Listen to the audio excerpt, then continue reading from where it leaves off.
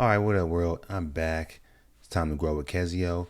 I found this article about smart financial habits that wealthy follow, and I wanted to key in on three of them so you can get some good information without having to read through everything. All right, so the number one item I wanted to focus on was not paying interest. Do not pay interest. When you're paying interest rates over the long term, you end up paying double or triple the value of the item that you bought.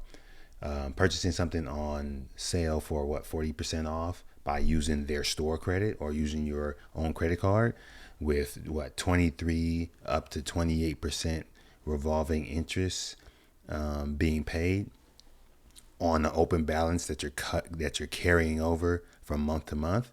That basically equals the original price of the item, if not more. The only time you don't really have to worry about that is if you're buying a business or if you're buying property, like you're buying a home and you're paying your mortgage. So let's go to number two, sticking to a budget. It's tedious, but it keeps you sharp. It keeps you knowing where your money's going. A lot of times, I still ask for my receipt when I go places. Most people don't ask for the receipt, and I guarantee you, the people who don't ask for a receipt, they they probably or most likely are wasting a lot of money, and they're probably not good at money management. You got to look at where your money is going. You don't need to do it by having the receipt, but if you do it digitally, a lot of times you end up forgetting to actually check it, or you end up like, it's easy to forget if it's digital. It's too easy. If you actually are getting paper receipts, you come home and you have receipts in your pockets, pieces of paper that you can touch, and you can look at it and say, like, what's this paper in my pocket? You look at it, you see, oh wow, I spent $90 tonight, at a bar, or I just spent, you know, $30 on two items at Whole Foods. Like, you see it and then you type it into your spreadsheet, and over the months, over the years, you can see how much money you're typically spending. So you can say, okay, I need to cut down on, food, eating out, or I need to cut down on groceries, or I need to cut down on, drinks, whatever it is, or I need to cut down on cosmetics. You can see where your money's going. So having a budget is really good.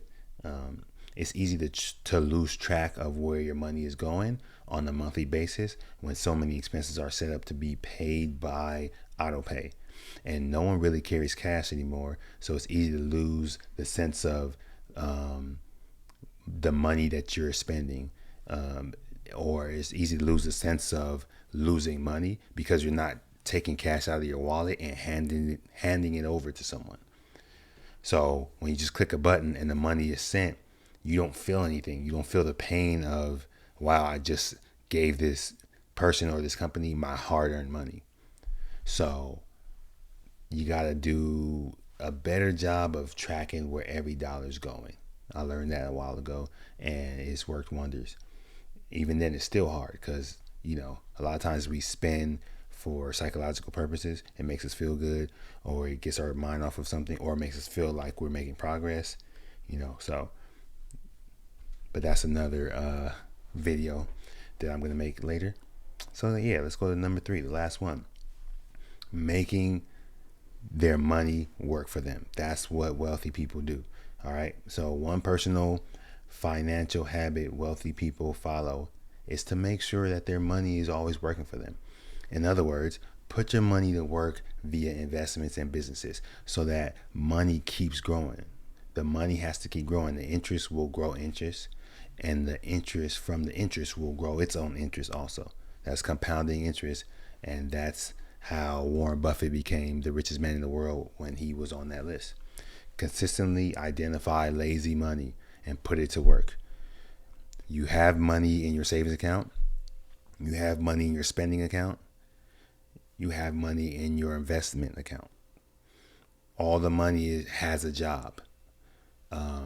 And you want to make sure that you also take money away from yourself.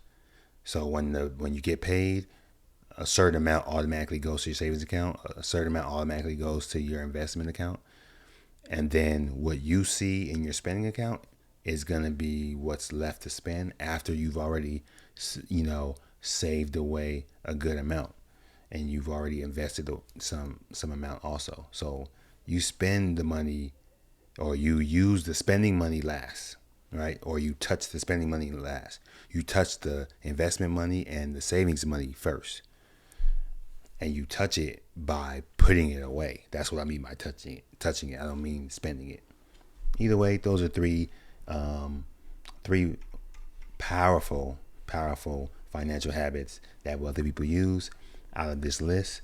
This list came from Forbes. If you want to go look it up, go ahead. It's called 16 Smart Financial Habits the Wealthy Follow. But I wanted to key in on the top 3 that I felt were important and were worth your time. This is Grow with Kezio, and until next time, I'm out.